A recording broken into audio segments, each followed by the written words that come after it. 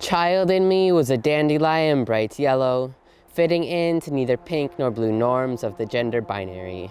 The thing about weeds is they're only weeds if they are considered to be growing unwanted. The queer child in me with grass stains and skin needs was made to believe that they too were growing unwanted, cut down and picked on to make smaller, excluded from bouquets of flowers. I never did fit in with the girls, nor did I fit in with the boys either. A drifter, shapeshifter, wandering and wondering what garden I'd be able to call my home. A daydreamer, wanting and pondering about the future I would one day know. It is a fact that more than half of transgender and non-binary youth seriously considered attempting suicide in the past year. Remembering everyone that has said anything queerphobic to me and holding it inside my bones constricting. Believing that one day it gets better when I am older and can move to the city to finally be queer, because queer folks don't belong in the country. That's just not something folks could be here. Queer suicides normalized. I was traumatized. We need to realize what can support trans lives and stop the lies we are fed to believe. It is a fact.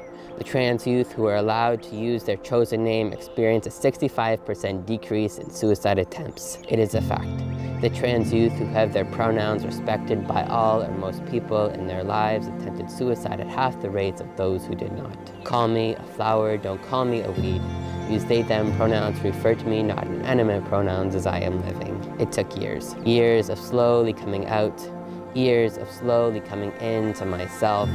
By the end of my high school years, I had built up enough confidence to love myself, but I still struggled to love my queer self. Wanted to be the perfect ally, but still wishing I wasn't queer myself. The first Pride I ever attended was Toronto World Pride 2014, when I was 18 years old. That day was a day I'll never forget. I hung out with a friend of a friend of a friend of a friend and chatted on this apartment lawn as we all drank and smoked weed. The deep connection I felt with these genderqueer beauties that were proud to be transformed me.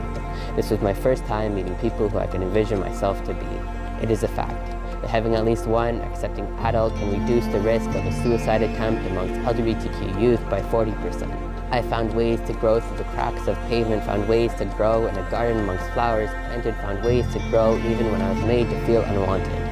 To make sure my presence was bold and known that I'll continue to exist in this genderqueer body of mine, coloring outside the lines of what is acceptable. Worlds of rainbows shine through my sweat and tears. The lion in me roared as I continued to survive, found ways to thrive. I stayed alive. I was 22 when I finally cut my hair short again, came out as genderqueer on my Instagram, living halfway around the world in a supportive community. I was terrified but felt like I was finally setting myself free from over a decade of shame I had held inside my body. Me, living proudly as non-binary is me giving a hug to my childhood self, holding them in my arms tight and letting them know everything is going to turn out all right. Not in a it gets better way, but in a you are fucking resilient, fierce, and beautiful for existing way. It is a fact.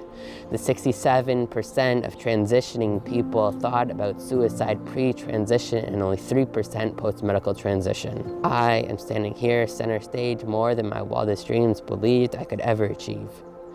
I am alive, I am present, I am here, and sure as fuck, I'm queer. I'm queer in the country where my rural roots ground me, creating communities so all rural queer youth can feel a sense of belonging, without feeling as though they must leave and head to the city. You can take the queer kid out of the country, but you can't take the country out of the queer kid. You can't take the country out of me. And now my wildest dreams are that every queer youth can have stories of happy queers, so they can believe their life is beautiful because of their queerness, not despite their queerness. The transgender youth who have fully socially transitioned to their gender and have been supported in doing so do not have elevated depressive symptoms compared to everyone else. Let the lion in me roar as I transition into a white flower full of seeds. Let the wind pick me up and carry me. Let me fly in the sky and land wherever the wind takes me. You may bury me, but I will grow again, bring new life. Let my wishes fly high. Let there be a garden of wildflowers who were once made to believe that they were weeds. Let them grow and make their home together. Let them be each other's family. Let them nourish the butterflies who have transformed through metamorphosis. Let them nourish the bees making sweet honey. Let them enrich the soil with their gifts uniquely. Let none of their petals be love me nots, let them thrive. In all the ways I dream of a future where trans lives are celebrated and embraced, where trans youth feel at home in their bodies, and I and my childhood's wildest dreams, that I could survive in all glory, genderqueer beyond belief. And I pray to thank God for the gifts they have given me, queerness being the most beautiful gift of them all.